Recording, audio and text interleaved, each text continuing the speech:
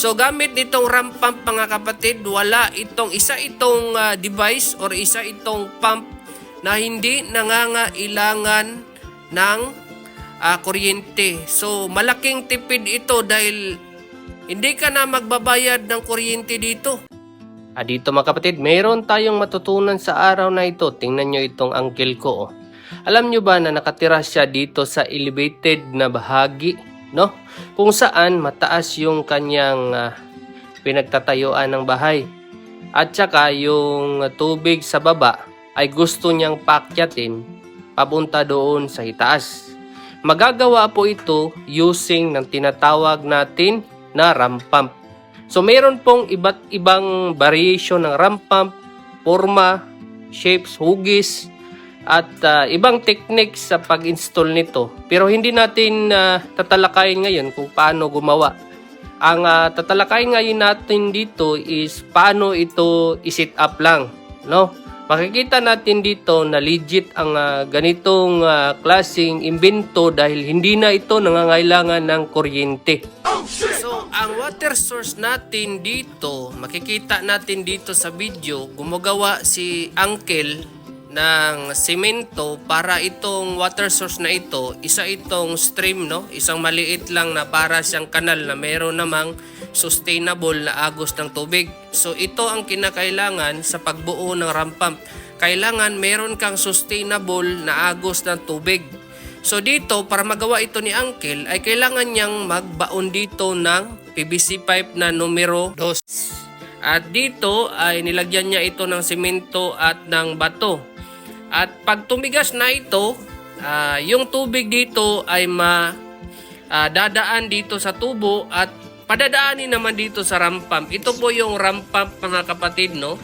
At kinonect na ito doon sa PVC pipe. At kung makikita natin dito na gumagana yung ramp pump niya, makikita natin, maririnig natin yung tunog. Ganyan. Ang ginagawa kasi ng device na ito, kung makikita nyo dito sa ibabaw na bahagi, ay ito po yun yan. Yan po yung storage area ng hangin. Kung saan ang hangin ay matrap dyan, tapos yung hangin or pressure nandito nakalagay dito sa ibabaw na bahagi. Kung makikita nyo dito, yung pressure gauge dito ay makikita natin na gumagalaw. Pag maabot na niya ang certain na PSI, halimbawa dito 40 to 50 PSI, ay itutulak na niya ang tubig. Yan dito sa outlet, yan. Ang tubig dyan, itutulak niya ang tubig gamit yung hangin or pressure na naiipon dito sa storage area. Kita nyo, pumutok yung gilid dahil nasubrahan na sa hangin. At yung mga niya, dahil for testing purposes lang naman ito, yan na yung nangyari, no? Naglilik. So ngayon, i-fix na ni Uncle at yung storage tank ng air ay papalitan ni Uncle nitong cylindrical para mas matibay at para mas marami ang hangin na matatrap at mas malakas ang tubig na maitutulak nito papunta doon sa ibabaw.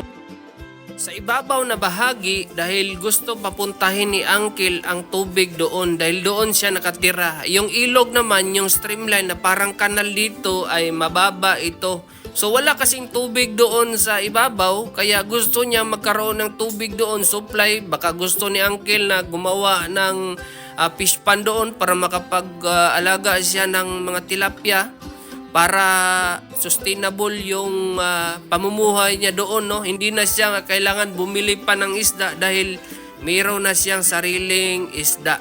So gamit nitong ramp pump mga kapatid, wala itong itong device or itong pump na hindi nangangailangan ng kuryente. So malaking tipid ito dahil hindi ka na magbabayad ng kuryente dito, no? Hangin ang tutulak sa tubig paakyat doon sa ibabaw. So makikita natin dito na walang putol itong hose, no? Hindi ito edited na para umakyat doon sa bundok, tingnan nyo, ang bundok niyan, makikita naman natin, O sa video. O hindi masyadong matarik yan. Pero kung sa personal yan, abay naku, napakatarik niya, no?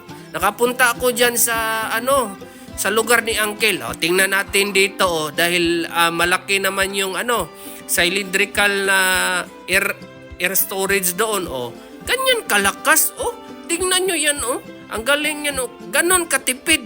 O, dahil hindi na si Uncle magbabayad ng kuryente dito, libre.